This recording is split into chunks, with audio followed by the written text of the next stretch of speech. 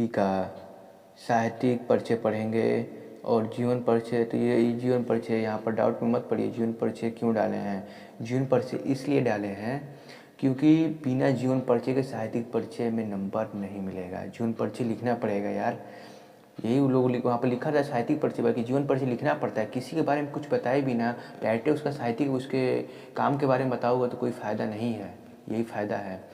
तो वीडियो को स्किप करेंगे तो मतलब इसको यहीं पे याद कराएंगे, यहीं पर, कहीं आपको बैठ के याद नहीं करना है, यहीं पे याद कराएंगे हम, याद कहीं करने नहीं जाना है, ठीक है। तो 2 से 5 मिनट का वीडियो होगा, एकदम इम्पोर्टेंट होगा और इसको समझ लेंगे एकदम आपका जीवन धन्य हो जाएगा, क्या आपका 5 नंबर पक्का हो जाएगा। तो चलिए इसको हम तैयार कराते हैं और बेसिक तरीके से इसको तैयार कराएंगे, कोई झंझट नहीं है, ठीक है। चलिए इसको पढ़ते हैं हम अच्छी तरीके से। एकदम वीडियो को लाइक कर दीजिए, चैनल को सब्सक्राइब कर लीजिए, यहीं से मैं बोलता रहा हूँ भाई, अब बोलूँगा नहीं, प्लीज़ कर दीजिए, ठीक है। यहाँ से आपके फ़ायदे के लिए बोल रहा हूँ, ठीक है। अभी मॉडल पेपर अपलोड होगा, जानते हैं कि डेली मॉडल पेपर अपलोड हो रहा है यहाँ पर। आज कोई टाइम वेस्ट नहीं करते, चलिए स्टार्ट करते हैं।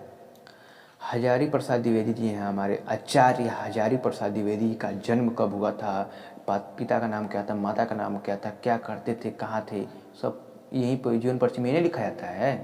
क्या किए, क्या पढ़े, क्या लिखे, क्या कुछ करेंगे, चलिए जानते हैं। जीवन परिचय में लिखेंगे आचार्य, जो हमारे आचार्य हजारी प्रसाद जी का जन्म, स्क्रीनशॉट लेने से काम नहीं चलेगा भाई। आचार्य हजारी प्रसाद जी का जन्म सन 1907 में हुआ था। अब वासुदेव सर अग्रवाल का पढ़े थे हम लोग, तो वहाँ पर जो था 1904 में उनका जन्म हुआ था, जबकि आचार्य हजारी प्रसाद द्विवेदी जी का हम लोग का जो जन्म देखेंगे हम लोग तो 1907 में इनका जन्म हुआ था। और कहाँ हुआ था, बलिया ज़िले का, बलिया ज़िला है, कोई बलिया ज़िला है, बलिया ज़िले का दुबे छपरा नामक गांव में हुआ था। याद करिए, बलिया कोई ज़िला है और दुबे के छपरा नामक गांव है। दुबे कोई मतलब एरिया होगा, वहाँ के छपरा नामक गांव है। तो हजारी प्रसाद द्विवेदी का जन्म कहाँ हुआ था, कहाँ हुआ, तो दुबे के छपरा जिले के नामक गांव में होता है। बार बार रिपीट कर रहे हैं, क्यों रिपीट कर रहे हैं, याद कराने के लिए। और इनका जन्म कब हुआ था, 1904 में। इनका जन्म कब हुआ था, 1904 में। उनका जन्म कब हुआ था, 1904 में, हजारी प्रसाद द्विवेदी का है। और कहाँ हुआ था जन्म इनका, बलिया के छपरा, एक बलिया के छपरा के मतलब बलिया के जो छपरा है ना, बलिया के दुबे के छपरा नामक गाँव में हुआ था। अब देखते हैं, इनके पिता अनमोल द्विवेदी थे। इनके पिता यहाँ पर दिया गया है, इनके पिता अनमोल द्विवेदी और माता का नाम ज्योतिषमती था।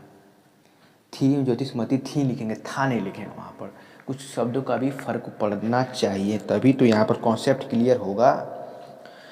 इनके पिता का नाम क्या था, अनमोल द्विवेदी। इनका माता का नाम ज्योतिषमती था। यहाँ पर जान के ज्योतिषमती था। वह सरयू पारीण ब्राह्मण थे, ये लिखेंगे यहाँ से, ये कॉन्सेप्ट यहाँ पे देखिए। और हजारी प्रसाद द्विवेदी जी का बचपन का नाम पता, वैद्यनाथ, तो सबको पता है, ये तो पढ़े होंगे यार, ये तो हमेशा मतलब आता रहता है बहुविकल्पीय में, कि जो हजारी प्रसाद द्विवेदी का बचपन का नाम वैद्यनाथ था। इनके जो पिता थे ना, जो इनके हजारी प्रसाद द्विवेदी जी के जो पिता थे वो क्या थे ना, वो मतलब स्वरूपी ब्राह्मण थे। ज्योतिषमती का नाम है, मतलब ज्योतिषमती से तुम मानता था, जो इनके जो पिता थे स्वरूपी ब्राह्मण, मतलब ब्राह्मण लिख सकते हैं, स्वरूपी में लिखना जरूरी नहीं है, ये शोभा बढ़ाने के लिए लिखा गया है। बचपन का नाम, बचपन का प्यार, ये तो सब भूलिए, बचपन का प्यार इनका नहीं है, बचपन का नाम इनका वैद्यनाथ है। और जो अब देखिए यहाँ से, अब उनके पास पढ़े थे कि उन्होंने कब क्या किया था, वासुदेव सागर के बारे में पढ़े थे। यहाँ पर हम लोग इनके बारे में अध्ययन करते हैं बढ़िया से। सन 1930 में काशी हिंदू विश्वविद्यालय में ज्योतिषाचार्य की उपाधि तथा 1949 में इन्होंने क्या किया ना, 30 में, यहाँ 30 का मतलब 30 में 7 घटा दीजिए, कितना बचा यहाँ पर, 23 साल में इन्होंने काशी हिंदू विश्वविद्यालय में ज्योतिषा की उपाधि। जो हजारी प्रसाद हमारे द्विवेदी थे ना, जो हमारे हजारी प्रसाद द्विवेदी थे, वो कितने 23 साल की उम्र में ना काशी हिंदू विश्वविद्यालय में ना इन्होंने क्या किया ना, पता है क्या किया इन्होंने, ज्योतिषाचार्य की उपाधि प्राप्त कर ली। ज्योतिषाचार्य मतलब समझते हैं ना क्या होता है, नहीं समझ रहे, हम भी समझा देंगे, ठीक है, बस वीडियो को लाइक करते रहिए, ठीक है।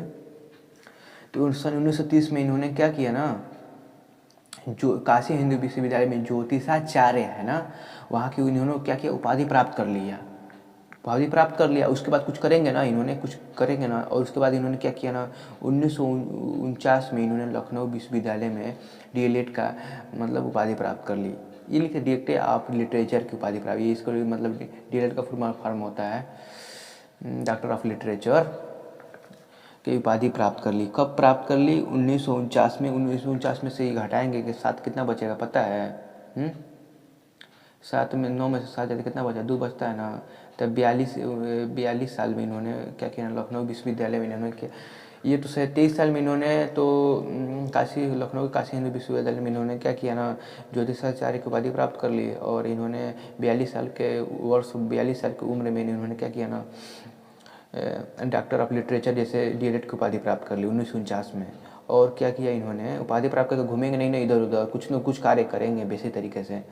इन्होंने क्या किया कि उपाधि प्राप्त कर ली और कई विभाग में अध्यक्ष पद पर, मतलब इनको कई विभाग मिल गए, मतलब बेसिक तरीके से बनाया इन्होंने। कई विभागों में अध्यक्ष पद पर कार्य किए इन्होंने। और कार्य करते हुए क्या किया, देखिए इन्होंने कार्य करते हुए, कुछ तो यहाँ पर कार्य करते हुए टपकेंगे, कार्य करते हुए लोग टपकते हैं, साहित्य लोग क्या करते हैं, कार्य करते हुए टपकते हैं। तो इन्होंने क्या किया, देखिए सन तो लिखना ये इतना तो ये नहीं याद होता है, इतना याद करिए। 1907 में जन्म हुआ था। 1979 को क्या किया इन्होंने, हिंदी का महान, यही तो लिखना पर थप्पा लिखना होता है यार, हिंदी का महान साहित्यकार का सुनसान हो गए, निधन हो गया, स्वर्गीय धार गए। ये आप लिख लेते हैं तो आप लिख लीजिएगा, ठीक है। आगे देखते हैं, ये तो कोई दिक्कत नहीं होगा, याद हो गया होगा, ठीक है। और साहित्यिक सेवा लिखिए सबसे पहले। अब साहित्यिक सेवा में लिखिए, ये तो 3 नंबर में ये पूछा जाएगा।